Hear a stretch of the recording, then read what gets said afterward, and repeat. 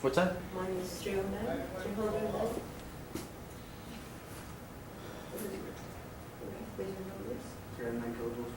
That might be right. Is it I have right? 334.8 though.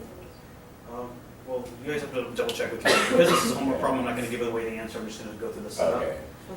So here's what I got. And we're not gonna give the answers, but we'll give you the setup and let you check your own answers. I'll probably post the answer online or something like that. But here's what you got to do.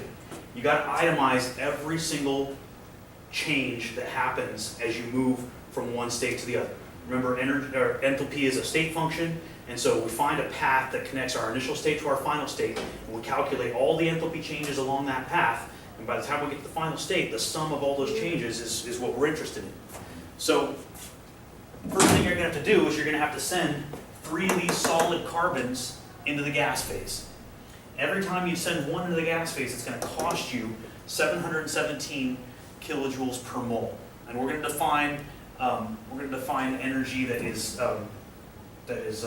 spent as being positive, right? So if you're spending that, or if you're putting that energy into the system, it's a positive enthalpy. So we've got 3 positive enthalpies at 717. Before we can react those gas phase carbons with our hydrogens, we need to separate the hydrogens from each other. We've got to break the hydrogen bonds before we can form the carbon-hydrogen bonds. Every single one of those bonds that we form, or that we break, is going to cost us 436 kilojoules per mole. Fortunately, we only have to break 3 of those bonds. So 3 times the energy expenditure for breaking the hydrogen-hydrogen bonds will be another amount of energy that has to be put into the system to break those interactions apart, right? So this will be a positive term in our total sum.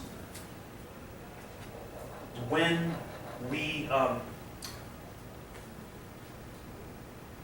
form carbon-hydrogen bonds, we're going from a high electric potential to a low electric potential. Bond formation, the electric potential decreases, and so energy, electromagnetic field energy, is going to be released in that formation. And every time we make one of those bonds, we're going to release 413 kilojoules per mole. That's going to be a negative sign on that guy, right? And then every single time we form a carbon-carbon bond, we got to do this 3 times. We're going to end up with another release of energy, right? Go to lower state, and so there's energy released, and we'll have 3 times whatever that value is for the carbon bonds that we don't know yet. And what we need to know is that once we've summed all of this together, all of our negatives and all of our positives, that the net total should be 53.3 kilojoules per mole. Is 53.3 kilojoules per mole, is that positive or negative? Positive. Does that indicate that we had to put energy into the system to get it to turn into cyclopropane, or that energy was released by the system? Yeah. So actually, the fact that this is 53.3 kilojoules per mole suggests that cyclopropane is probably higher in energy than the precursors, the reactants by themselves. So this is a net energy consuming reaction. And you can figure out what the carbon-carbon bond strength is going to be simply by summing all these together to 53.3 and solving for whatever this guy is, right? Once you solve for that guy, you're going to find out that the energy of that bond differs from the tabulated energy that they have. They say that the carbon-carbon bond enthalpy is 348 kilojoules per mole, right? You're going to have a number that's different than that, and it's going to be smaller, I believe, suggesting that the carbon-carbon bonds in our cyclopropane molecule are weaker than carbon-carbon bonds in standard molecules, right? Because the energy you calculate is lower than the standard value. That means that for some reason, the carbon-carbon bonds in your molecule are lower in energy than standard carbon-carbon bonds. Why might that be?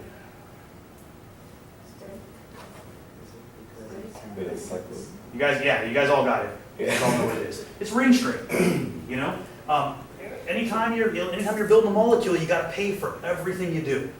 And in just a simple 3-carbon chain, you're not having to wrap those two end carbons around against the restraining forces of their bonds. You got there's a carbon in the middle. You got a carbon in the middle, you got two carbons on the side. To wrap these guys around and form a bond, you've got to bend this bond here and this bond here, right? These two bonds have to bend. And so you actually have to put energy into that in order to get that thing to form. And so overall, the cyclic molecule is going to be higher in energy. It's going to be less stable than the standard carbon-carbon molecules, right? So that's what we're getting. Excellent, yes. It shouldn't be much lower than that though, right? No, it's 300 something. It might be 315, 320. I remember it was somewhere around there. I don't know. I'll once I get home and get the book where I actually solved the problem, I'll email it and put it on island so you guys know what you're looking for. Okay.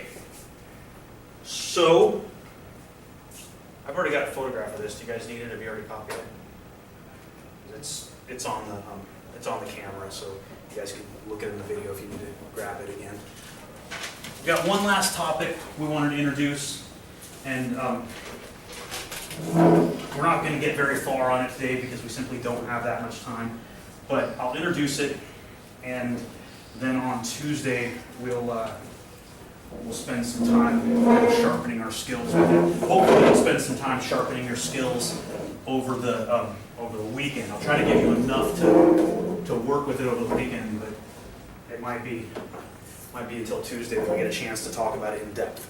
But what we're going to talk about is expansions and contractions of gases and the energy changes that are associated with those. So not last class, but the class period before that, we went through some expansions with ideal gases, right? And we were looking at the energies that you have to put into a gas to get it to expand against an external pressure, the energy that's released when the external pressure collapses the gas or compresses the gas. The two examples that we did were, you should review these.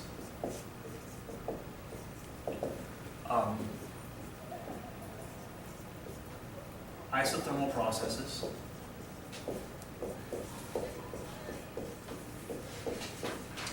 One was a irreversible expansion.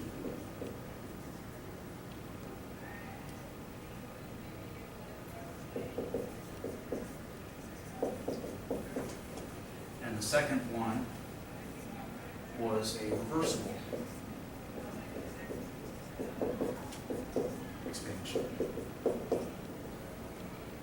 And we ran calculations. We said that the work was P delta V, and that in the irreversible expansion we had a constant external pressure, and so there was some finite amount of work being done, constantly as the process, some constant amount of work done being done as the process continued against that constant external pressure. And then we looked at the reversible case where the external pressure changed only infinitesimally during the process to accommodate the expansion against the internal pressure, right? So we would lower the external pressure just infinitesimally relative to the internal pressure, and that would allow the expansion to occur. The expansion occurred very slowly because it was a reversible process, and we gave little diagrams that demonstrated that for two processes, a reversible and irreversible process, the work, is a PV diagram, the work for the irreversible process against some constant pressure was given by that rectangle of this constant P times the volume change, the delta V, right? And that for the reversible process, because pressure changed continually with volume, that the work for the irreversible process was maximal, and it was the area, the total area underneath that curve. Yeah?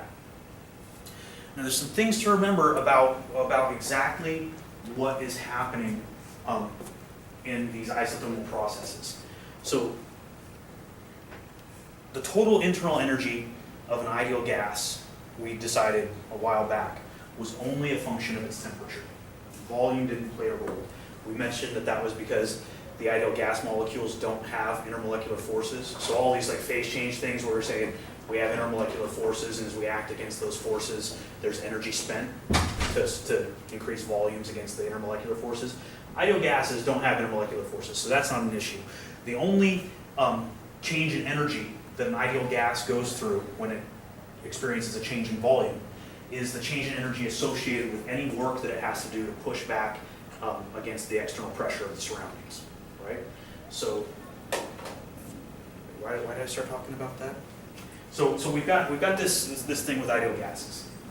They expend energy as they expand against their environments. If they contract, their environments give energy to them in the form of work. Yeah? For either one of these expansions, either one, they happen at constant temperature, which means that the internal energy of the gas doesn't change. What did we find out was the relationship between the heat Q and the work W for an isothermal process? Heat equals negative. Yeah. What we do is we start off with the first law in these guys, and we say that delta U is equal to Q plus W. We change the work into negative P external dV. And so we have that delta U is equal to Q minus P external dV. But delta U for an ideal gas is the number of moles times the heat capacity times the change in temperature. But every single one of these guys happened at constant temperature, and so delta T goes away, and this whole term goes away. So that means that 0 is equal to Q minus P external delta V, which is D.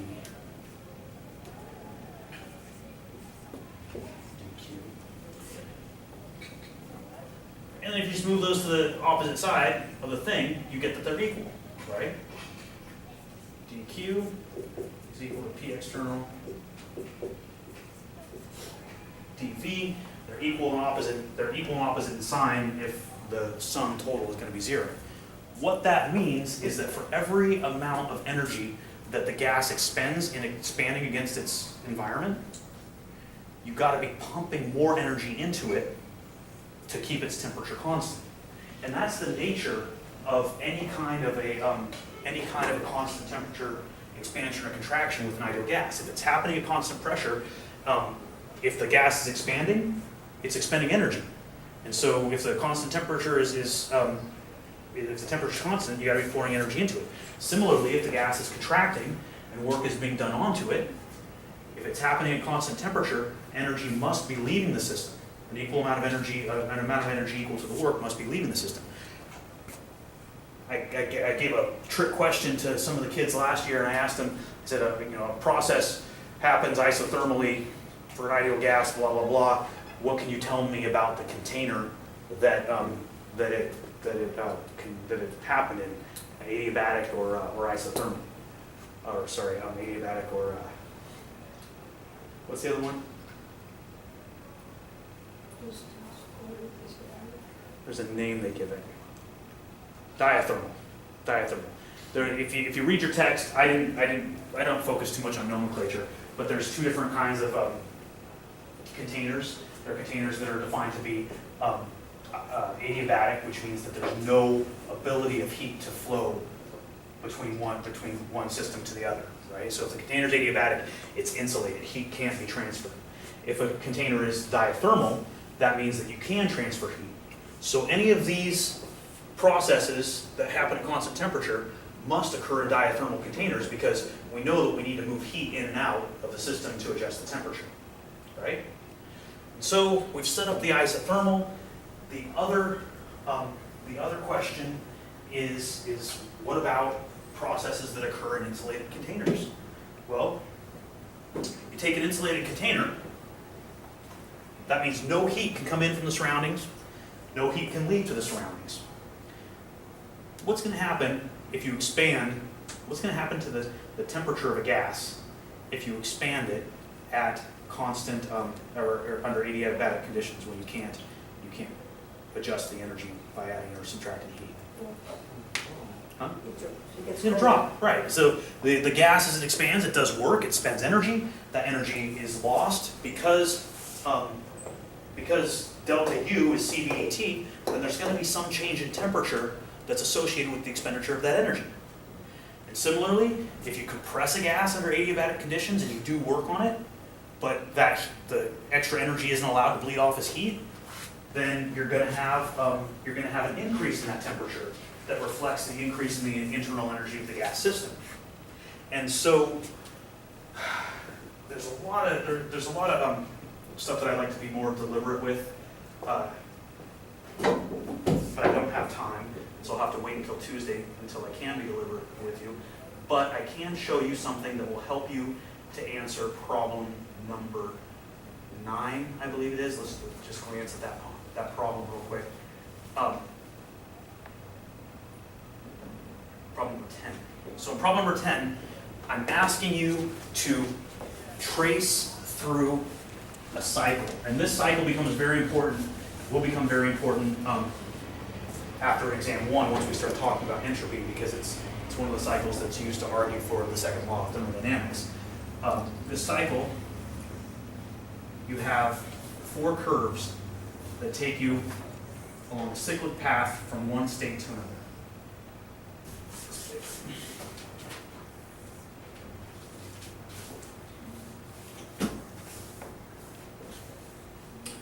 Curve 1 is an isothermal reversible expansion. So you guys, and I ask you to calculate delta U, delta H, Q, and W. I wouldn't worry about delta H over the weekend, but I would worry about Q and W. We know how to solve for the work done in an isothermal reversible expansion. We did that a couple days ago. If you don't remember how to do that, go reference that lecture. This step is an adiabatic reversible expansion. And there's going to be some amount of heat and work associated.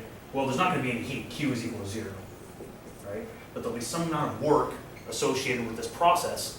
It'll be work that results in energy lost from the system as it expands, and so it will result in a decrease in T. So your T2 is going to be less than your T1. Right here, you're at T1. You're still at T1 here. By the end of this expansion, you're at T2, right? The other guy here is an isothermal reversible compression. That is just this top step in reverse. And so we know how to calculate the work for that, right? It ends up being nRT line V final over V initial. That last step is an adiabatic reversible compression.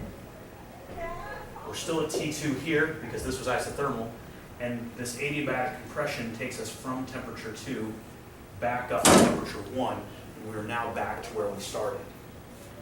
I'm going to show you something, and I'm going to put it on iLearn, so I want you to reference I want you to go to iLearn to dig this guy up.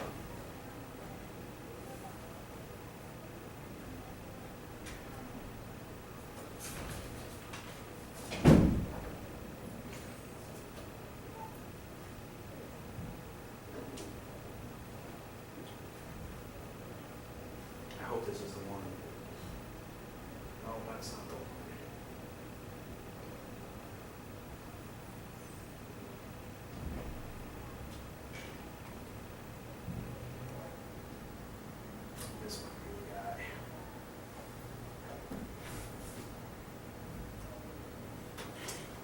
So I'm going to put this file on idler. It turns out that for an adiabatic expansion, a reversible isothermal adiabatic expansion, that there's a relationship between, as you can imagine, there's a relationship between the final temperature and the final pressure, or the final temperature and the final volume, or the final pressure and the final volume. You can cast the relationship using any of these variables that you want, but these relationships exist. And basically all this accounts for is energy lost or gained in an expansion or compression, and I'll go through the derivation with you later. But what this allows you to do, if you know the final pressure or the final volume, if you know the initial volume, final volume, initial temperature, and if you know the initial volume, the final volume, and you know the initial temperature, what am I trying to say here? If you know everything except for the final temperature, you can find the final temperature, T2, by moving these variables into the correct positions. The relationship here, this is the constant volume heat capacity divided by the universal gas constant R. Up here we have the constant pressure heat capacity divided by the constant volume heat capacity. These are the volumes are raised to those exponents. And here we got the constant pressure and heat capacity divided by R. There's a relationship that Cp minus Cv is equal to Nr, or is equal to R. You can end up using that to convert from Cp to Cv. Any of these problems that you're given, if you want to figure out how much work is done, you're going to, these adiabatic guys, you're going to set up the first law and say delta U is equal to Q plus W. But Q is going to go to 0 because it's adiabatic, right? Your delta U for an ideal gas is always going to be Cv dt.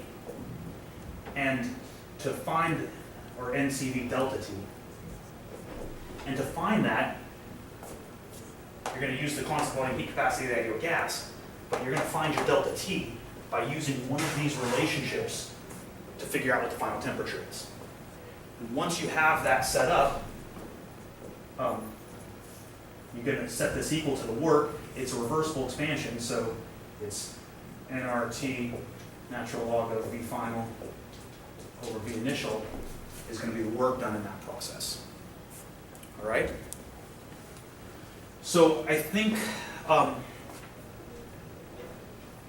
that gets you through a lot of the homework. We've discussed most of the stuff that's in the homework. This stuff might be a little obtuse. We're going to try to make it a little bit more digestible on Tuesday. But please, before you show up on Tuesday, try to get answers for problem number 10. Even if you don't quite understand exactly what's going on, go through the rigor with the math so you've done it once or twice, so that the next time we talk about this in class, you know, it comes to you really quickly. All right? Okay.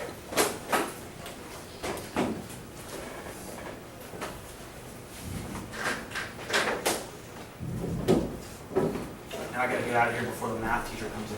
I tell you this math teacher that comes in this class after I leave. At 5:10? Yeah, you know what that means, right? If I leave any mistakes on the board, that guy's gonna be judged. I'm kind of confused on number one. Do you have time for office hours? Because there's office hours right now. Oh, really? Yeah, we got office hours.